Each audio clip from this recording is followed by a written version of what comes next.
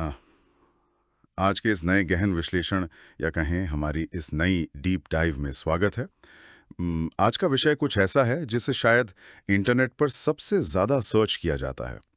एक ऐसा टॉपिक जिसे लेकर हर साल अनगिनत न्यू ईयर रेजोल्यूशन बनते हैं और फरवरी आते आते टूट भी जाते हैं। बिल्कुल, बात हो रही है वजन कम करने के विज्ञान की। मतलब अगर आज इंटरनेट खंगाला जाए तो इतनी परस्पर विरोधी जानकारी मिलती है कि कोई भी आम इंसान सच में सिर पकड़कर बैठ जाए। एक तरफ कोई कह रहा है कि सिर्फ कीटो डाइट ही असली रास्ता है, दूसरी तरफ कोई सिर्फ उबली हुई सब्जियों पर जिंदा रहने की सलाह दे रहा है। हाँ, और फिर वो लोग भी हैं जो रातों रात वजन कम करने वाली वो जादुई गोलियां बेच रहे हैं। ये भ्रम बहुत ही स्वाभाविक है। जब हर कोई खुद को फिटनेस गुरु बताने लगे तो असली विज्ञान उस शोर में कहीं दबकर रह जाता है। सही कहा। और इसीलिए आज की हमारी इस चर्चा का आधार कोई मनगढ़ंत थ्योरी नहीं है। हमारे पास एक बेहद विस्तृत और शोध पर आधारित वीडियो ट्रांसक्रिप्ट है जिसका शीर्षक है how to lose weight, the complete scientific guide. इस गाइड की सबसे खास बात यह है कि ये किसी एक व्यक्ति की राय पर नहीं बल्कि दशकों के वैज्ञानिक अध्ययनों और मेटा एनालिसिस पर आधारित है। तो ये काफी ठोस जानकारी है। और यही हमारा आज का मिशन है। हमें जानकारी के इस विशाल और कंफ्यूजिंग पहाड़ में से सबसे सटीक वैज्ञानिक तथ्यों को निकालना है। ये समझना है कि जब वजन कम करने की बात आती है तो शरीर के अंदर असल में क्या बायोकेमिकल प्रक्रियाएं चल रही होती हैं, क्या सच में काम करता है और क्या सिर्फ एक शानदार मार्केटिंग का धोखा है। बिल्कुल। चलिए इसे डिकोड करते हैं। वजन कम करने का ये पूरा विज्ञान आखिर किस बुनियादी नियम पर टिका है। मैंने देखा कि इस गाइड के अनुसार इसकी शुरुआत एक बहुत ही दिलचस्प और सरल से गणित से होती है जिसे हम बैंक अकाउंट एनालॉजी कह सकते हैं। हाँ, बैंक अकाउंट के लिए ये उदाहरण शरीर की ऊर्जा खपत को समझने का सबसे सटीक तरीका है। इसे ऐसे समझते हैं कि इंसान के शरीर में एक कैलोरी बैंक है। जिस तरह कोई व्यक्ति नौकरी करके पैसे कमाता है और वो पैसे उसके बैंक अकाउंट में जमा होते हैं, ठीक उसी तरह इंसान जो भी खाना खाता है या पीता है उससे शरीर को कैलोरी मिलती है। एकदम सही। सिवाय सादे पानी के हर चीज में कैलोरी होती है। और न्यूट्रिशनल साइंस में कैलोरी कोई खतरनाक चीज नहीं है। ये बस ऊर्जा मापने की एक इकाई है, एक यूनिट है। मतलब बैंक अकाउंट का दूसरा पहलू होता है खर्च। जिस तरह हम अपनी जरूरतों के लिए पैसे खर्च करते हैं, शरीर भी हर काम के लिए इन कैलोरीज को खर्च करता है। अगर बैंक में कमाई ज्यादा आ रही है और खर्च कम हो रहा है तो जाहिर है बैंक बैलेंस बढ़ता जाएगा। और शरीर के मामले में ये बढ़ता हुआ बैलेंस असल में शरीर में जमा होने वाला फैट या चर्बी है। तो गणित एकदम सीधा है। वजन कम करने के लिए या तो कैलोरी का डिपॉजिट कम करना होगा या फिर कैलोरी का खर्च बढ़ाना होगा। ये सुनने में तो बहुत आसान लगता है, लेकिन मुझे लगता है इसके पीछे की प्रक्रिया थोड़ी जटिल है। अक्सर जब कैलोरी बर्न करने की बात आती है तो दिमाग में तुरंत जिम जाकर ट्रेडमिल पर पसीने बहाने की तस्वीर आती है। यहीं पर लोग गलती करते हैं। इस ट्रांसक्रिप्ट का एक डेटा इस सोच को पूरी तरह बदल देता है। शरीर का सबसे बड़ा कैलोरी खर्च जिम में नहीं होता। सच में? तो फिर सबसे ज्यादा ऊर्जा कहाँ जाती है? शरीर को जीवित रखने में, दिल को धड़कने के लिए, फेफड़ों को काम करने के लिए, शरीर का तापमान बनाए रखने के लिए और यहाँ तक के पलके झपकाने के लिए भी ऊर्जा चाहिए होती है। इसे बेसल मेटाबॉलिक रेट यानी बीएमआर कहते हैं। ये बीएमआर वाला हिस्सा किसी चमत्कार से कम नहीं लगता। इसका मतलब तो ये हुआ कि अगर कोई व्यक्ति सिर्फ सो रहा है तब भी उसका शरीर एक भट्टी की तरह कैलोरी जला रहा है। बिल्कुल जला रहा है। गाइड में बताया गया है कि औसतन 8 घंटे की गहरी नींद में एक इंसान का शरीर लगभग 400 कैलोरी बर्न कर लेता है। वाह, अब तो ऐसा लगता है कि रिज्यूमे में प्रोफेशनल स्लीपर जैसी कोई स्किल भी जोड़ देनी चाहिए। इस सोर्स में एक बहुत ही सटीक गणितीय उदाहरण भी है। मान लीजिए एक 28 वर्षीय व्यक्ति है जिसकी लंबाई 186 सेंटीमीटर है और वजन 80 किलो है। हाँ, मैंने वो उदाहरण पढ़ा था। उसका बीएमआर लगभग 1828 कैलोरी प्रतिदिन होगा। एग्जैक्टली। यानी अगर वो व्यक्ति पूरे 24 घंटे बिस्तर पर सिर्फ लेटा रहे और एक उंगली भी ना हिलाए तब भी उसे जिंदा रहने के लिए 1828 कैलोरी तो चाहिए ही। ये तथ्य उन लोगों के लिए एक बहुत बड़ा मनोवैज्ञानिक सहारा हो सकता है जो सोचते हैं कि बिना भारी वर्कआउट के उनका शरीर कुछ नहीं कर रहा है। शरीर हमेशा एक मशीन की तरह काम कर रहा है। यहाँ पर बात सच में बहुत दिलचस्प हो जाती है क्योंकि इसी से जुड़ा एक और कॉन्सेप्ट है भोजन का थर्मिक प्रभाव या थर्मिक इफेक्ट ऑफ फूड, जिसे हम TF कहते हैं। हाँ, TF मतलब ये सिर्फ इस बारे में नहीं है कि खाने में कितनी कैलोरी है, बल्कि इस बारे में भी है कि उस खाने को पचाने, तोड़ने और उसमें से पोषक तत्व निकालने के लिए शरीर को कितनी मेहनत करनी पड़ रही है। तो क्या सारे मैक्रोन्यूट्रिएंट्स को पचाने में शरीर बराबर ऊर्जा लगाता है? पूरी तरह से अलग ऊर्जा लगते हैं, और यहीं पर ये समझ आता है कि क्यों कुछ आहार वजन बढ़ाने में इतनी तेजी से काम करते हैं। फैट्स, रिफाइंड तेल, मक्खन या मैदे से बनी चीजों को पचाना शरीर के लिए बहुत आसान काम है। उनका थर्मिक प्रभाव बेहद कम होता है, राइट? बिल्कुल। शरीर बिना किसी खास मेहनत के इन्हें सोख लेता है। लेकिन इसके ठीक उलट, अगर कोई व्यक्ति साबुत अनाज, हाई फाइबर वाली सब्जियां, दालें या हाई प्रोटीन वाला खाना खाता है, तो शरीर के पसीने छूट जाते हैं। मतलब शरीर को इन जटिल संरचनाओं को तोड़ने में सचमुच कड़ी मेहनत करनी पड़ती है, और इस मेहनत में काफी कैलोरी खर्च हो जाती है। हाँ, और शायद इसी मेहनत वाले हिस्से को लेकर इंटरनेट पर एक बहुत बड़ा मिथक जन्म ले चुका है। हाँ, नेगेटिव कैलोरी फूड्स वाला मिथक। अक्सर फिटनेस ब्लॉग्स पर दावा किया जाता है कि अजवाइन या बर्फ का पानी जैसी चीजें खाने से शरीर इतनी ज्यादा मेहनत करता है कि असल में कैलोरी जुड़ने के बजाय घट जाती है, जो कि विज्ञान के थर्मोडायनामिक्स नियमों के अनुसार पूरी तरह से असंभव है। नेगेटिव कैलोरी का सीधा सा मतलब ये होगा कि किसी भोजन का थर्मिक प्रभाव 100% से ज्यादा हो। अगर ऐसा होता तो इंसान खाना खाकर भूखमरी का शिकार हो जाता। एकदम सही बात है। इस गाइड में स्पष्ट किया गया है कि किसी भी भोजन का अधिकतम थर्मिक प्रभाव 30% के आसपास ही हो सकता है, और ये अधिकतम दर आमतौर पर केवल प्रोटीन में पाई जाती है। तो इसका गणित ऐसा हुआ कि अगर 100 कैलोरी का कोई शुद्ध प्रोटीन वाला आहार लिया जाए तो शरीर उसे पचाने में ज्यादा से ज्यादा 30 कैलोरी ही खर्च करेगा। हाँ, और अंत में 70 कैलोरी तो शरीर के बैंक अकाउंट में जमा होगी। इसलिए नेगेटिव कैलोरी केवल एक भ्रामक मार्केटिंग शब्द है। अब इस पूरी चर्चा से एक बहुत ही सीधा और खतरनाक सवाल उठता है।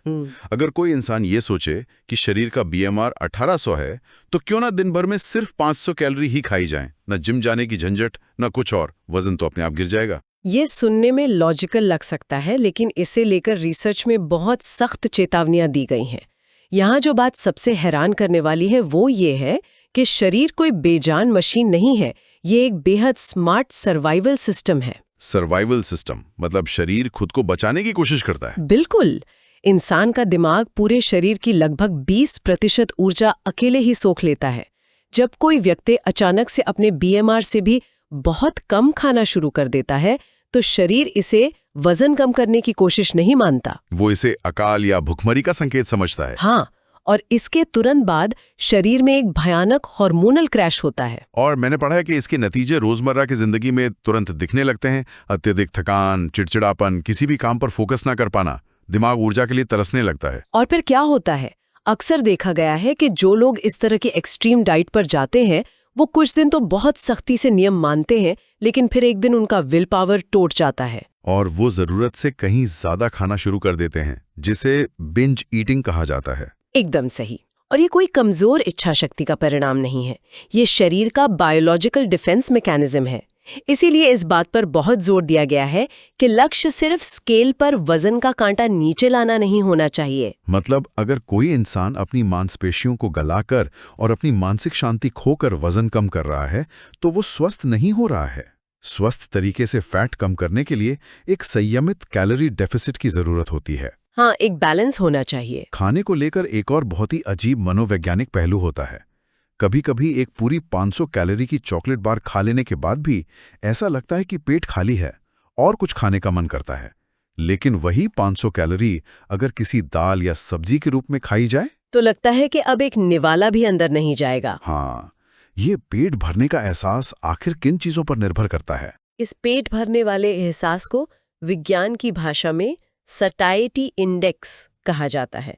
इस गाइड में 1995 की एक बहुत ही ऐतिहासिक रिसर्च का जिक्र किया गया है। हाँ, वो 38 खाद्य पदार्थों वाली स्टडी। हाँ, शोधकर्ताओं ने एक प्रयोग किया जहां उन्होंने 38 अलग-अलग प्रकार के खाद्य पदार्थों को लिया और सबकी ठीक 240 कैलोरी की सर्विंग तैयार की। मकसद ये देखना था कि समान कैलोरी होने पर कौन सा खाना भूख को सबसे ज्यादा देर तक शांत रखता है। इस रिसर्च के नतीजे सच में चौंकाने वाले थे, क्योंकि जिस चीज ने इस लिस्ट में टॉप किया उसे तो डाइट प्लान्स में सबसे पहले विलन बना दिया जाता है। उबले हुए आलू? बिल्कुल।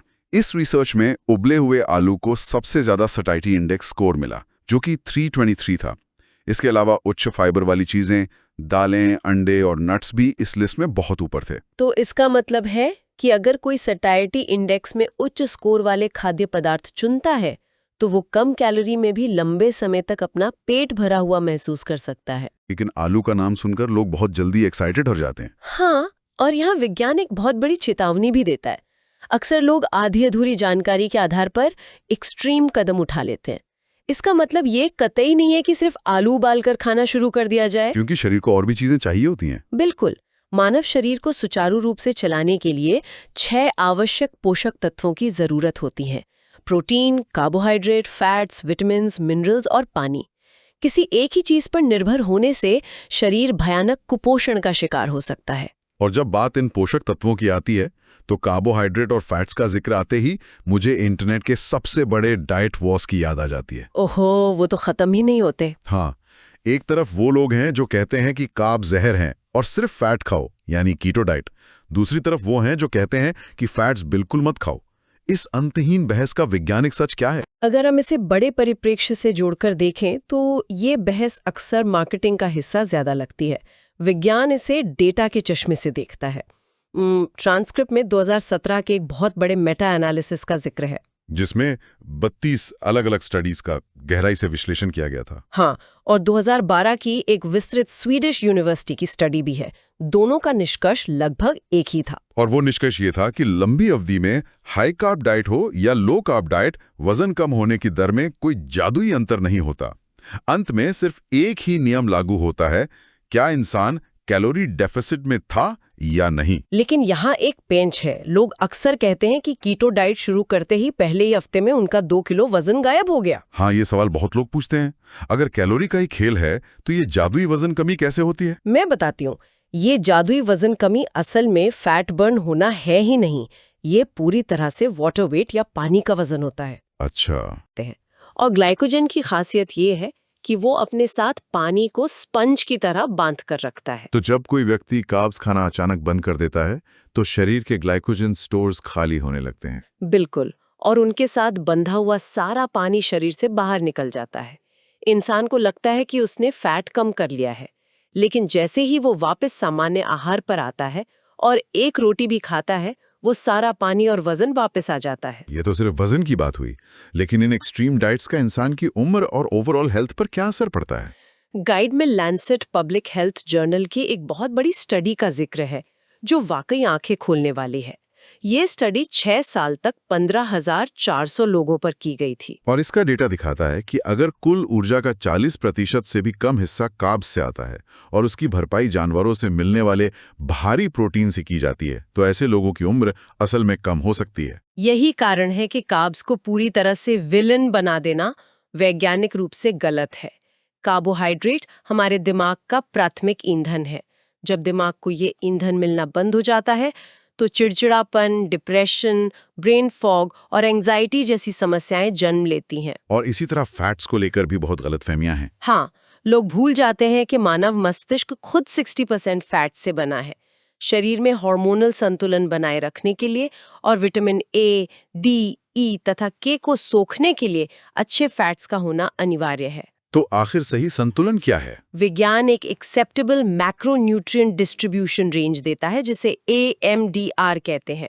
एक स्वस्थ शरीर के लिए दिन भर की कुल कैलोरी का लगभग 45 से 65% हिस्सा कॉम्प्लेक्स कार्ब से आना चाहिए और 20 से 35% हिस्सा अच्छे फैट से और 10 से 35% हिस्सा प्रोटीन से आना चाहिए। ये संतुलन शरीर को बिना किसी क्रैश के लंबे समय तक ऊर्जा देता है। और एक बात और, जो लोग बिना वर्कआउट किए डिब्बों भर भर के प्रोटीन पाउडर सिर्फ इसलिए खाते हैं क्योंकि उन्हें लगता है कि प्रोटीन से सिर्फ मसल बनती है, उन्हें ये जानकर निराशा होगी कि शरीर जरूरत से ज्यादा प्रोटीन को अंततः फैट में ही बदलकर स्टोर कर लेता है। ये बहुत बड़ी बात है। तो इस सब का असल मतलब क्या है? सवाल ये उठता है कि इस सारे वैज्ञानिक ज्ञान को एक आम इंसान अपनी रोजमर्रा की थाली में कैसे उतारे? क्या खाएं और क्या ना खाएं? इस गाइड में इस समस्या को सुलझाने के लिए 4 बड़े दुश्मनों की पहचान की गई है और एक 30 दिन के चैलेंज का प्रस्ताव रखा गया है।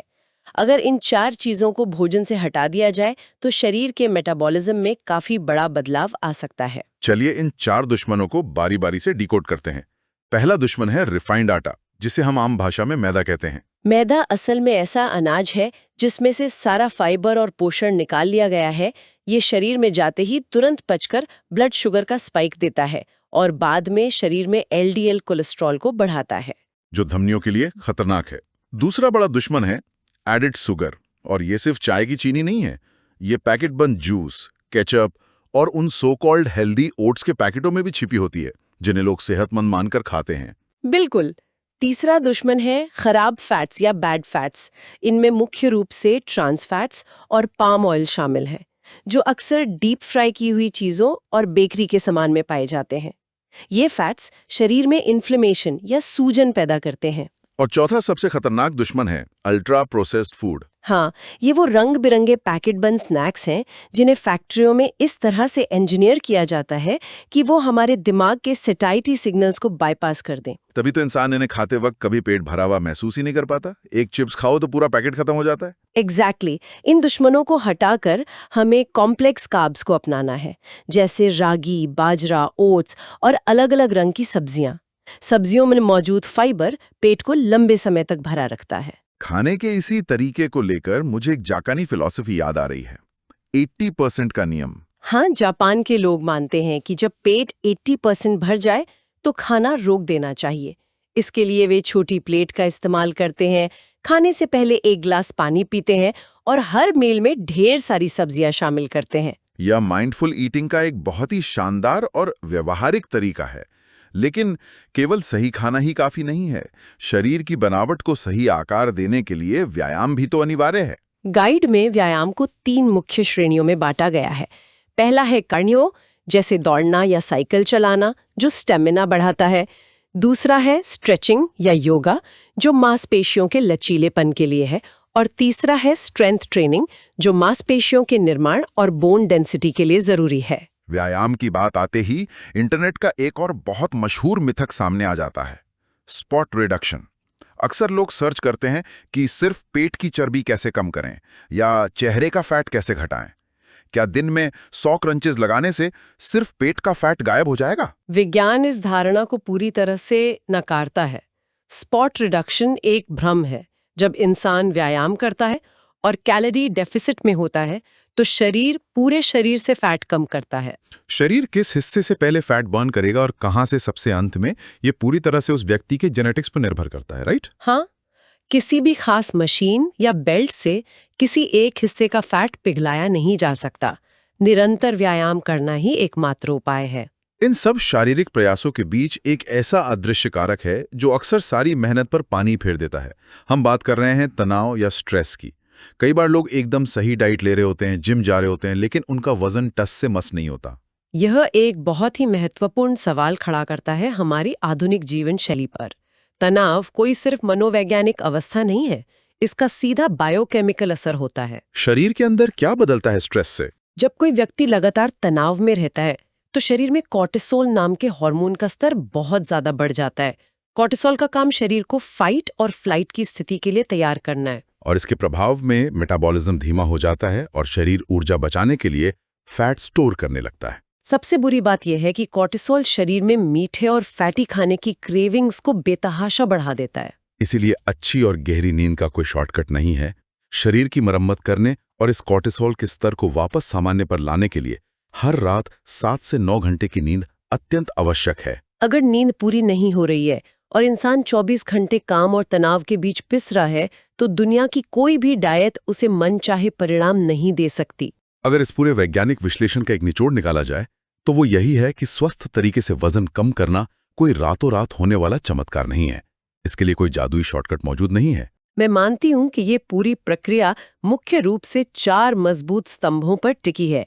एक सचेत कैलोरी डेफिसिट के साथ पौष्टिक भोजन, शरीर को लगातार सक्रिय रखने वाला व्यायाम, पर्याप्त नींद और तनाव मुक्त रहने की कोशिश। और यही वो असली विज्ञान है जो मार्केटिंग के शोर शराबे में अक्सर छुप जाता है। तो आज के इस गहन विश्लेषण से हमने ये डिकोड कर लिया कि शरीर काम कैसे करता है।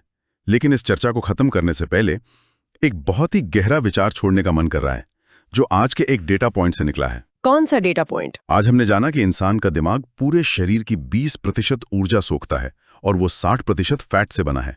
अब जरा सोचिए, आज की इस आधुनिक दुनिया में जहां इंसान हर सेकंड स्क्रीन से घिरा है, सूचनाओं की बाढ़ का सामना कर रहा है और उसका दिमाग लगातार भारी मात्रा में डेटा प्रोसेस करते हुए ओवरड्राइव में चल रहा है। ये तो सच है।